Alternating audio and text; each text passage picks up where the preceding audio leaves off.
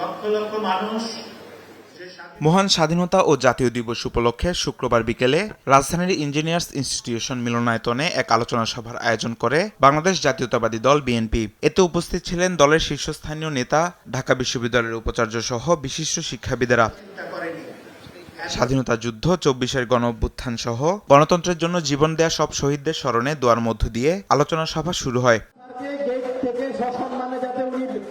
অনুষ্ঠানে উপস্থিত শিক্ষাবিদেরা বাংলাদেশি জাতীয়তাবাদকে ধারণ ও সঠিক ইতিহাসকে লালনের কথা বলেন। এই বাংলাদেশি জাতীয়তাবাদ যদি আমরা বিশ্বাস না করি, অন্তরে ধারণ না করি, তাহলে আমরা বাংলাদেশকে একটা স্বাধীন সার্বভৌম রাষ্ট্র হিসেবে দেখতে পাবো না। আমাদের গণতন্ত্রের মুক্তি হবে, গণতন্ত্র পাবে, দেশ এগিয়ে যাবে, বৈষম্যহীন সমাজ বাংলাদেশ গঠিত হবে এই আশাবাদ ব্যক্ত করে এ সময় দলের সিনিয়র নেতারা আওয়ামী ফ্যাসিবাদী শক্তি দীর্ঘ সময় ধরে ইতিহাস বিকৃত করার চেষ্টা করেছে অভিযোগ করে সঠিক ইতিহাস জাতি ও বিশ্বের সামনে তুলে ধরার উপর গুরুত্ব আরোপ করেন। আওয়ামী ফ্যাসিবাদী শক্তি কখনোই কোনো কৃতিত্ব কাউকে দিতে রাজি না, সবকিছু তাহার পিতার কৃতিত্ব। দেড় যুগ ধরে ভালোবাসার নিড়ে এসিআই পিওর সল্ট।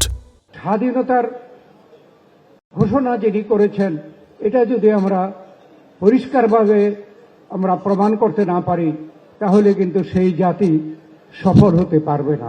বলেন, নাগরিকের স্বাধীনতা নিশ্চিত, গণতান্ত্রিক মুক্তি, সুন্দর জীবন নিশ্চিতে বর্তমান সরকার কাজ করে যাচ্ছে। স্বাধীনতা মানে শুধু ভূখণ্ডের স্বাধীনতা না, স্বাধীনতা মানে প্রতিটি নাগরিকের স্বাধীনতা।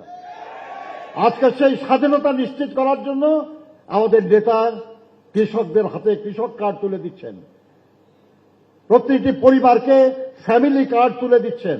আমরা কাজ করে যাব যাতে বাংলাদেশের মানুষকে আমরা সত্যিকার গণতন্ত্র এবং সত্যিকার সুন্দর জীবন উপহার দিতে পারি। মধ্যপ্রাচ্যে যুদ্ধের প্রভাবে দেশে জ্বালানি খাতের সংকট প্রসঙ্গে অর্থ ও পরিকল্পনা মন্ত্রী অভিযোগ করে বলেন, কিছু কালোবাজারি অতিরিক্ত তেল নিয়ে সরকারের ভাবমূর্তি নষ্ট করছে।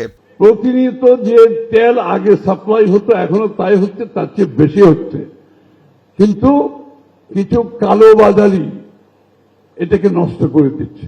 অনুষ্ঠানে স্থানীয় সরকার, পল্লী উন্নয়ন ও সমবায় মন্ত্রী স্বাধীনতা বিরোধী অপশক্তিকে পরাজিত করে দেশের স্বাধীনতাকে সুসংহত করতে সতর্ক থাকার আহ্বান জানান।